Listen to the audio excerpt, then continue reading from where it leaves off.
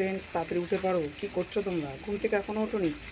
ও, আজকে তো আবার রবিবার, আজকে তো সানডে, মানে হলিডে। সবাই ঘুমাচ্ছ জোর তার, একটু বেলা করে একটা দিনই সময় পাই ওঠার, তাই তো? কিন্তু দিদির তো কোনো উপায় নেই, দিদি রেগুলার সেই একই টাইম, ঘুমিয়ে থাকতে পারে না দিদি, এটাই সমস্যা। তোমরা একটু বলবে কীভাবে ঘুমাবো? মানে যতই শুয়ে থাকি, কিন্তু এই যে সকালের যে আলোটা জানলার ফাঁক দিয়ে ঢোকে না, আমার ওই টাইমটা এমন অভ্যাস হয়েছে ঘুম থেকে উঠে পড়বে, কেউ আর ঘুম পাড়িয়ে রাখতে পারবে না, এরকমই মানে সমস্যা।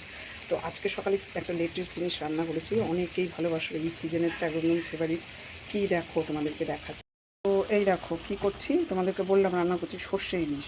বছরে একবারই আমরা খাই, বাঙালিদের জন্য। আমি তো বছরে একবারই আনি, কারণ সারা বছর পাওয়া গেলে এত দাম থাকে বাজারে, হাতই দেওয়া যায় না। এ বছরই এত দেরিতে পেলাম। তো কারা কারা এখনও ঘুম থেকে ওঠেনি, তাড়াতাড়ি উঠে পড়ো। আর যারা যারা ইলিশ, সর্ষে ইলিশ খেতে ভালোবাসো, চলে আসো দিদির বাড়ি এক দৌড়ে। ঠিক আছে? তো আমি এখনও চা খাইনি, চা খাবো, কিন্তু রান্নাটা হয়ে গেলেই চা খাবো। আর আজকে এই সর্ষে ইলিশ আর পটল, এই পটল আর কাঁকরোল ভাজা হবে। আর হচ্ছে তোমার কালকের একটু ডাল আছে, ডালটা তো থাকতেই হবে পাতে, জানোই তো। আর বাইরের ওয়েদারটা তোমাদেরকে একবার দেখ। আজকের ওয়েদারটা অনেকটাই পরিষ্কার, বুঝলে? আজকে মনে হচ্ছে রোদ উঠবে, অতটা মেঘলা নেই, কিন্তু জানি না, আপডেট দেখিনি এখনও, ওয়েদার আপডেট।